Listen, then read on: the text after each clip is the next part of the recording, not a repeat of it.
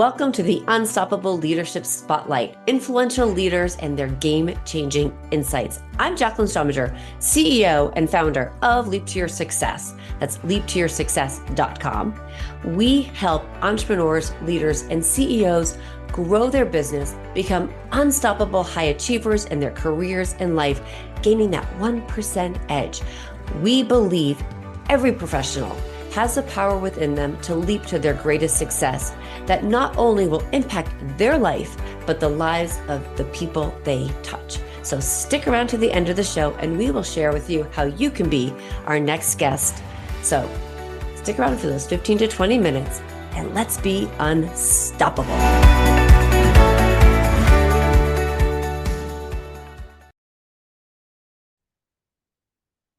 Well, hello, everybody, and welcome to another amazing episode of the Unstoppable Leadership Spotlight podcast. I'm your host, Jacqueline Strominger, and we hear on this podcast from amazing leaders and their game-changing insights and ways that we can make the world filled with better leaders and better stewards of our society.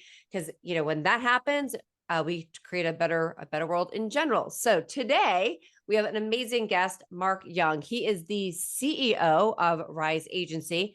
We're not necessarily going to talk about that, but we're going to talk about the book that he has just come out with. And by the way, this is not his first, this is his third. It is Radical Generosity. So I cannot wait for this conversation because we were having a pre-show conversation and it's really great stuff. So welcome, Mark, to Unstoppable Leadership Spotlight. Well, thank you, Jacqueline. I always appreciate a good invite. So Mark, tell me a little, the book Radical Generosity, if you could say like one thing to the listeners, and I know there's lots of bits in there, but what is the biggest lesson that you want people to walk away with? Let your life story be defined by the impact you've had on the world. Your life story defined by the impact that you've had on this world. Absolutely. One of the things that I actually talk about, there's a phrase in this book, and sometimes your own words kind of haunt you. And there's a line in the book that I repeat to myself all the time. And that is, what will the story of my life be when I'm no longer the one telling it? Because right now I get to control the narrative. Right. And I can defend me and I can pivot. And if I do something wrong, I can apologize. And I still have the opportunity and pray to God, years left to come. But when I'm not here to tell that story anymore, what will that story be? Because I don't get to control it anymore. And yet my challenge is to me and to anybody listening is, what are we doing about that today? What impact is it that I'm able to have on a life other than my own today that will lead to a future story that I want told about me when I'm not here anymore? It's a great question to ask. So let me ask you the question. When you are no longer here, do you think about that story about the words that people will say about you? Oh, yeah. Absolutely. And it's not in a fear-based way. Let me say this, and that is, some people are like, well, I don't want people to talk bad about me. And it's like, I don't, that I'm not too worried about. Like, they do that now. But but it's not the fear of someone saying something negative. It's when I can't do anymore, will it be enough to make I don't want to say to make a good story of me, because I'm trying not to make me the hero of that story. But in fact, we're all the hero of our own story. Right. And it's like, is that story enough that people will remember me in a way that says, wow, he really impacted my life? Or I'm so glad I knew that guy. Or, nobody blank the way Mark did. Like, those are the types of stories. And some people are remembered for hundreds of years and some people for minutes. Right. And the reality is, it's like, I just want to know that this place is better because I was in it. And so talk to me about how, because that's a huge Existential mission. crisis. But yeah, well, yeah, I was like, well, because I think about, I think about like the things that are going through my mind are, the impact that you have on as a leader, like you've got an agency, you've got a business. So the impact that you're having on those people that are in your fold, your team members, I don't look at people as employees, they're all team members. They're partners in our business and life. So the impact that you're having on those amazing people, like what is that lifelong going to look like? And then looking back, if you're sitting up here looking back down on life, how do you know what's that vision to keep it going? Yeah. So, and I'll say this, and that is there's throughout the book, Radical Generosity, it was a book that I had written kind of just out of my own, whatever you want to call it, my own craziness or whatnot. But the reality is that I've always wanted to live a life that was generous. I've always wanted to be a person who gave freely without fear. And I believe that there is a scarcity mentality that's gotten created in our culture. And that is, for me to give to you means less for me and more for you. And the reality is that, and again, not to keep referencing back to a book, Yeah. but when I give, I get. And sometimes that getting is a different level of equivalency. And I'll give the example, and that is, research has actually shown that when people even think about giving something to somebody they care about, or even someone they don't know, like literally that helper's high kind of oxytocin release actually physiologically gives them a hit in their brain. Like giving is almost like a drug that I give to somebody, and I have a chemical reaction in my brain. And what we learn physiologically is it's no different. Oxytocin is the love drug, right? Like that's the hit. Like someone gives you a hug, you get an oxytocin release. That's why they say physical touch and hugging people is important in life, because that physical touch actually releases an endorphin in the brain that is a mood stabilizer. But that mood stabilizer not only increases our ability to be in a good mood, but it actually brings us from a sympathetic down to a parasympathetic nervous system. And by the way, I'm a science geek, but from a sympathetic Oh, nervous good. system. I like that stuff too. Oh, so sympathetic nervous system for your listeners is that fight or flight state, that when we're in a state of somebody being in a survival mode, what fight or flight means that only the systems in the body that are required for survival get any kind of attention from the brain, which means, digestive systems, sex organs, everything shuts down, because the only thing that matters right now is I need the heart, I need the brain, I need the lungs, which is why you'll notice when people get in those types of states, their breathing patterns change, heart rate accelerates, mental clarity and energy completely focuses on one thing, not many. It's that survival instinct that kicks in. In a parasympathetic state, in that nervous system response, there is what they call the rest and digest. And that is when your gut is digesting the way it should and metabolic processes return to normal, where your nervous system is downregulated, your heart rate levels out, your breathing levels out, your blood flow increases. All of these things actually happen in a parasympathetic state. Getting a person who's in a panic state, think of a child who's crying. This is a sympathetic nervous system response. The child is upset, something is wrong, they're in a survival state. Hold that child for a moment, and you'll notice that child calms. There's a safety. Everything goes back to normal. So the thing is giving, and even the thought of giving, does the exact same thing as a hug. Like being able to meet a need in somebody else actually gives us something in return. Sometimes, and I've got this mindset that if my life's falling apart, the best thing I can do is just go do something nice for someone else.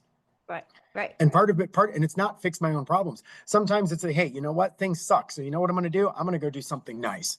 And doing a kind act of any sorts actually helps downregulate. Like be in a bad mood and just go pay for the coffee in line for the person behind you. Your bad mood changes. And it's Right. not just because, okay, well, I snapped out of it, is what we tell people, right? Like we use those types of phrases that, oh, well, I snapped out of it, I'm fine now. Like, no, there's physically things we can do to down regulate that nervous system and to actually make a cognizant shift. And generosity is one of them.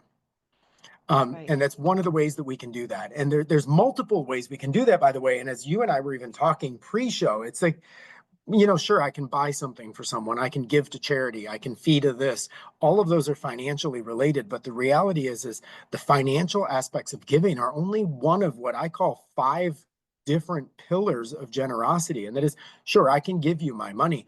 But Jacqueline, I'll give you the example. Like, I can give somebody my time. Yeah. Maybe it's volunteerism. Maybe it's just helping the neighbor. Maybe it's mowing the lawn, doing the snow removal for the person next door who can't do it. Like, whatever. Those are acts of time. There's wisdom.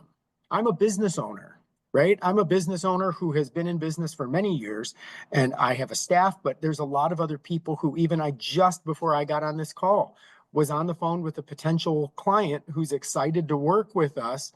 But I'm giving, granted, it's a business transaction, I understand, but before it even turned into a business transaction, I approach every one of those conversations I have with my best advice. Whether you ever do business with me or not, I'm not withholding my knowledge, because by withholding my knowledge, all I'm doing is trying to manipulate you into signing a contract. I'm going to give you my best work before you ever write me a check, and then hope that maybe that turns into a check because you see that I'm being transparent. But if it doesn't, man, I want to do great things with you. Right. And there's a generosity of presence. How do I show up in my relationships when I'm out to dinner with a friend or family member, or on a date? Like, is my phone sitting on the table? Right. Am I distracted? Am I thinking about me rather than how I can be part of that other person? And then the last one that I actually want to articulate and maybe spend a minute on is this idea of being generous towards myself. Mm-hmm. And that is, the flight crew tells you to put your own mask on before helping the passenger beside you. And there's no way that I can be a person who's giving if I never receive and I never nurture my own soul. And there is an act of generosity towards me that needs to take place either. I need fed so that I can feed. And that's, empty cups can't pour in. Yeah, I was just gonna say, there is a really great kids book. And it's all about filling somebody's cup, right? Mhm. And so as I'm thinking about, like, we have to keep our own cup. When our cup drains, we drain. And so as you're just sharing, you have to feed that cup and fill it. Otherwise, again, you can't help other people. If that cup is filled with water and and there's lots of people that are thirsty and you're part of that spigot, you kind of have to you got to fill that up so that you can give, 100%.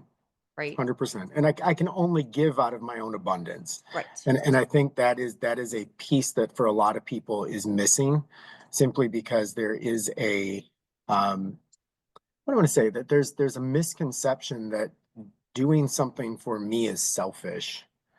When in fact doing something for me is often the way that I'm able to do something for someone else. Yeah. Like, it puts me in a position of ability, to just simply be there. So sometimes it is I say it's the holiest thing a person can do is to take a nap some days. Um, because the reality is like, and I know me, like, I know that just as much as I can get into that oxytocin generosity, I'm happy with everybody state, I can also move in the other direction very quickly. And it's when I find a way to, have the emotional maturity to self-regulate and say, okay, I'm in a really bad place right now. Like, I was in a meeting just this morning. I'll confess and say I'm in a really good mood right now. Like, we're good. We're having a good time. My last meeting was nice, but my first meeting of the day wasn't. And it was a very disappointing meeting. And I actually sat quiet through most of it. And, and our COO was leading the meeting, and I stayed very quiet. And it was very obvious to a room full of people that I was quiet. And I said, I'm like, look, I'm still processing some of what happened yesterday, which, there was some chaos yesterday. And I'm like, I'm still processing that. And until I have something to add, it's best I don't add. Right. Like, Right. my act of generosity right now is my silence. Right. Right. And it's almost like going back to saying, don't say anything unless you have something nice to say, or you don't know, you have to use the right words to say something. And sometimes it's really Absolutely. important to know that. And I need to say things in a way that brings, well, let me say this. my team is a team that I want to work with.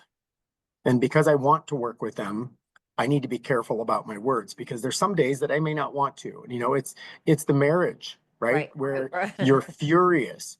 Don't say divorce because you don't put that one away.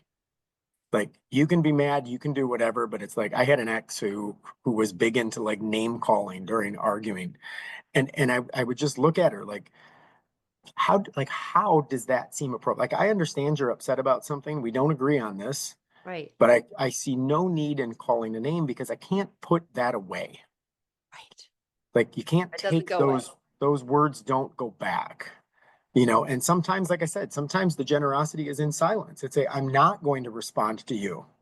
And that's how I'm going to give to you right now, is because I'm going to choose not to do Right. those things. But this entire book has been a passion project for me, Jacqueline.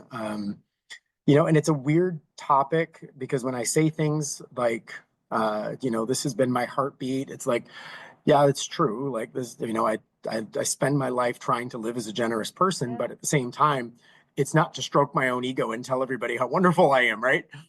Right. And it's like when we did our book launch last week, as I was telling you, like we had a few people that came up and spoke during the book launch, and our entire intention behind it was, you know, let's have a speaking moment. Let's have some people come in and share. And we had some great people, some other authors. We had the, you know, former sheriff of the city of Austin. We had like several people come up and spoke, but the entire topic was not about how they've been generous, but rather how other people's generosity has impacted their lives, Which is because that's a amazing. safe topic. And Right. I can tell you, people's generosity has impacted me in crazy ways. Like even our team, as we sat around lunch that day, it was like, tell me about the time that somebody has been impactful to you. How is somebody fed into you? And it was, and I'm going to say it was crazy to hear the stories that people shared because it's just, they're corners of other people's lives that you may never hear about. And yet clearly important moments. Like when you ask somebody, what is something that someone else has done and been generous to you? I'm going to share a story. A young guy on our team, great guy. He's a young Black man. And he said about how he went to college in a town that was not, and he's just such a good guy, that was not very integrated. And he said during one particular holiday, most of the people who went to school there actually went home for the holidays, but him and a couple of friends of his that were there, who all happened coincidentally to be Black men, they actually stayed in town for the holiday. And he's like, well, we had an honors banquet coming up where we were getting awards for, you know, sports performance as well as academic performance and so on. He goes, I didn't have a suit. And he's like, and me and a couple of my friends went to J.C. Penney's to buy a suit. And one of the ladies in the store, one of the shopkeepers or the retail Yeah. workers, accused them of shoplifting and called the police. And he says, you know, and again, great guy. I believe him that nothing weird was going on. And this was his story about how someone had been radically generous towards him. Was she accused us of shoplifting and called the police. So when security came, they detained them until the police got there. And when the police started questioning them, he's like, we were sitting here like, but we literally didn't do anything. He's like, we're trying to buy a suit for an honors banquet. And he said, and this little lady who was in there actually stepped up and said, I've been in the store the entire time that these young men have been here, and I've simply watched them shopping. They've done nothing wrong. And he said, and her Oh, generosity and risking her own self and her oh my whatever God. stepped up and said, these young men did nothing wrong. And he said, and the police suddenly like changed. And I forget what her name was, Miss Betty or something he was telling her. And he's like, she just stood up for a group of guys that was doing nothing wrong and said, these young men have just literally been shopping in the store. Like this lady is making an accusation based on race, and that's not fair. He's like, she came to our graduation, she came to the banquet. He's like, we've stayed in contact. He's like, I still hear from her. And it was Oh, just, and it was just funny because I wouldn't know that. Like he's a great guy. And we're just right. sitting, a bunch of us are sitting around lunch and you know, so tell me someone's been generous towards you. And then he tells me this terrible story about profiling. I'm like, oh my gosh, like what a great story, but what a sad story. Right. It's got both. So Hey. this is like it's bringing me back to a conversation that I recently had with another guest that was on, and something that he shared, and I want to kind of bring back this generosity about giving and leadership, which is, and you said, even when you're having conversations with, a prospective client, it's the information that you can give, whether it's advice or tips or, so that you're sharing of yourself and your knowledge. And I want to bring it to the same concept at leadership, because this idea of really being generosity with in being generous with your wisdom goes Mhm. really, really far in leadership. Yeah. So the example is that I had a guest on, and he was talking about his path to being, a major CEO of a company. And he Mhm. said, I owe it to X person at X company who brought me under their wing and I was not an adversary.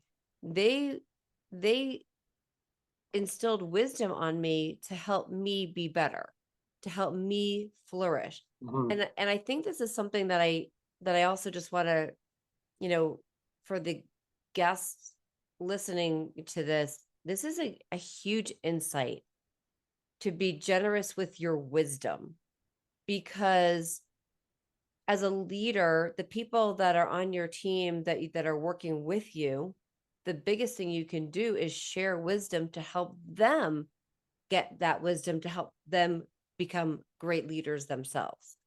Well, if I can add something Yeah. in there, and Yes, please do. 100% agree with you, but to take it next level, and that is, wisdom is the resource that not everyone has. Yeah. We all have some amount of money, even though some have more than others, and we all have the same amount of time, and we all have the same ability to be present in our situations. But when it comes to wisdom, it starts narrowing the funnel there, right? Fewer people have the ability to give that resource, which in my opinion means it's more incumbent on those of us who have that to be willing to share. And Right. it's and there's a belief, or a misconception, I think, in a lot of circles, that if I have knowledge in an industry, or I have a secret sauce, like I need to hoard this so that I have security, because the fewer people that know this, the more or the less commoditized I am. The more special I am, the fewer people who know what I know. And I think that makes us smaller people. I would agree. It makes, it does. When we think that we're holding on to something, to think that it's going to be like, oh my God, I have this, it's my carrot. In actuality, share the carrots, right? Share Yeah. it, because people are going to look at you like, oh my God, Mark has all this great wisdom, and he shares it with other people, or he has this knowledge. And I always it reminds me of, if of, Dale Carnegie said it, you want to hire people that are smarter than you to help them rise up. It's the same thing. If you can instill that wisdom and the knowledge that you have and give it to other people, because they don't have that, you're just going to make it better. You're going to make the world better and the people around you better. It's Right. so key. Yes. It's absolutely, and I think it's important for us to bear that in mind. And that is, it's a lesson hard learned. But I've had people who've invested in my life. When we were sitting around that lunch table, who's invested in you? And I'm like, I've got a lot of examples, but the one that really stands out was, in a past career, I was a college professor and then later turned administrator at private university. And I remember our COO, like that guy just invested in me, and I laughingly call him Master Yoda, because in his own weird way, he grew me up professionally. And to this day, there are things that he would say to me that I use his wisdom because he invested. And sometimes it was just a dozen words. Right. And just with his words, he challenged my thinking. Like I remember one time calling him with a Friday crisis, and I had this, and I needed, tell me what are you thinking? This is what I'm thinking, blah blah blah. And we go through this whole conversation, and he listens to me, and I'm like, you're just my sounding board right now, but I need to make a decision on this, and blah blah blah blah. And he's like, hey, um, go buy this book. Call me Monday. And I'm like, that was Yeah. helpful. Like, thank you. Like, and you know what? I went and bought the book. I called him Monday, and I'm like, thanks, I'm good. And it was a Malcolm Gladwell book called Blink, which is an amazing book. And Gladwell's entire premise in the book is all about understanding how to trust your gut reflexes and not overriding your gut reaction to something with logic. Right. And his entire premise was you're thinking too much. You know the answer to your problem. You're thinking too much. And when my follow-up conversation, when I called him and was like, got it, we're good, he he laughed and he's like, his words were super, super minimal. You got good instincts. Quit questioning yourself. And that was it. Right. And to this day, and I laugh because I think my staff sometimes thinks I'm barbaric because I will meet an interview or a new hire and I'm like, nope, not the right person. And I get the side glances of you're not even giving him a chance. And I'm like, sorry, I've done this enough times that I know who's going to work and who's not going to work because I've just not my first rodeo. And Right. and I'm like, no, you can give them a try and see what you do. I'm just going to tell you how this predicts because I learned to trust my gut. And Yeah. that was through the generosity of a mentor who gave me permission to do that. But right. Key thing is, yeah, permission. And it's so, it's curious when it comes to those, I think certain things like your gut, it's there for a reason and it tells you and it speaks to you for something. And we do need to trust it. And part of that, and I'm just going to share about the hiring part is, some of that gut is makes up the values that you have. And if the person that's in an interview situation, you can almost like instinctively know, like, not the values that I want to have. And it's Well, so and important. yeah, and I'll say like my background is in clinical psychology, so it comes out quite a bit. But what I will say is what you're referring to is what we call a limbic response, and that is that the subconscious mind processes faster than the conscious mind. Mhm. And when you meet somebody, what ends up happening is your limbic response, which is actually the sensory area in the brain that recognizes pattern and recognizes danger. What we call a gut reaction is actually your subconscious mind processing information that is reminiscent of past information. That's So when you meet a person, there may be something about them, whether it's the way they look, the way they speak, the way they smell, any of those types of situations trigger subconscious memories, and your body responds in the way that it responded the last time that stimulus was sensed. So you meet somebody and it just feels wrong, right? Well, what's happening there? Well, trace that back, and I guarantee you'll find that there was somebody else who did that. For instance, you'll see, like, a lot of times I see this in women. Women tend to be a little more intuitive anyways, but you'll notice it with a woman who meets a man and he just creeps her out, right? Like oh she yeah. just, like, you know what I'm talking about. You're a woman. I'm sure you've been around some men that you're just like, like that Oh, guy just gives there's me. one that's comes right to my mind right now. There you go. And the reality is that person is likely, if you were to meet somebody who exhibited similar characteristics to that guy, you'd have the same response. And it could be nothing more than the cologne the guy wore, but your body says danger. Some stimulus is at a Right. subconscious level triggered some kind of danger response to you and said, danger, be careful. And then what happens often is that we get into, and from a hiring standpoint, let me draw that connection. Sometimes we meet a person who behaved the way a past employee behaved. And this person came in, answered questions the same way as a past employee, and you know how that ended. Right. They're no longer there. You're obviously Right. not It, good, it's a right? it's a past employee. That person's not here anymore. It reminds me of an uncomfortable or unpleasurable experience in the past, and my brain says, don't do that twice. Um, and that's really that's what a gut is. That is the check, and subconsciously that data comes first, And then consciously, we tend to logic our way around it. And like, oh, but the resume is so good. And oh, the education background is so good. And the person dressed up really pretty. And, and part of you is just like, like, Yeah,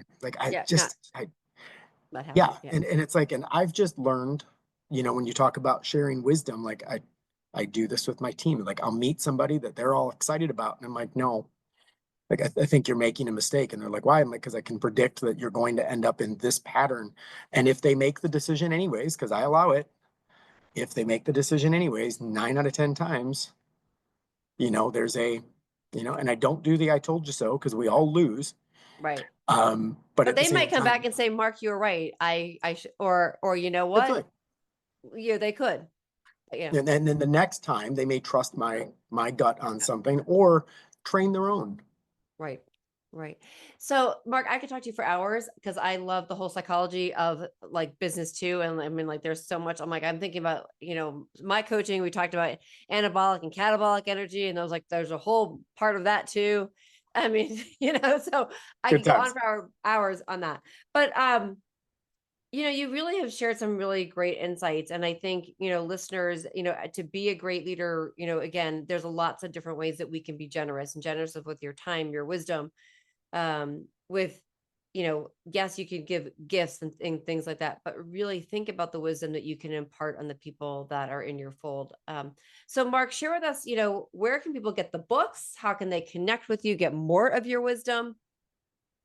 Well, I'm willing to share anything I have. I'm not going to talk it up, but anybody who wants to go, just go to themarkyoung.com, the THE markyoung.com, all easy words to spell.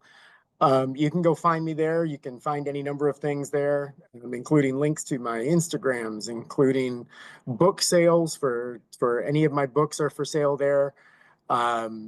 Contacts to my business, my marketing agency. All of that stuff is available right at themarkyoung.com, which makes it really easy. Or they can go find me on Amazon if they're looking to buy a book there. Or for that matter, they are also more than welcome to download at Apple Books or Audible or any of the audio places. I tell everybody, if you're listening to the audio, listen to it at 1.4, and that actually sounds like me. Listen to it at 1.4. That's actually the way I talk. So the way I read may be a little bit slower. That's so funny. Oh my God. I listen to a lot of things at 1.5 because it's like the 1 point that it just like one, I'm like, yeah, it's a little slow for me. Cause I'm from New England. And so I talk fast and Exactly. do things out. So Mark, I have just loved this conversation. Thank you so much for being an amazing guest. And listeners, if you have gotten value out of this, which I'm sure you have, because I know I have, click subscribe. Also, please share this episode with your friends, colleagues, because, again, sharing is caring. And if you can, also just head over to all of the things that Mark, go to the Mark Young, oh my God, I can't speak right now. The website, you said themarkyoung.com, and just connect with Mark there as well. So again, thank you so much for listening to the Unstoppable Leadership Spotlight podcast. I'm Jacqueline Strominger. And again, thank you all for listening. And thank you, Mark. Thank you, Jacqueline.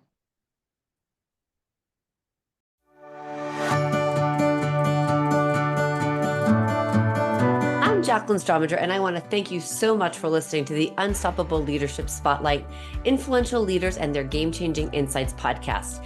If you are a successful CEO, entrepreneur, or leader in your industry, and you have insights you would like to share, we want you to be a guest on this program. So please visit go.leaptoyoursuccess.com/podcast.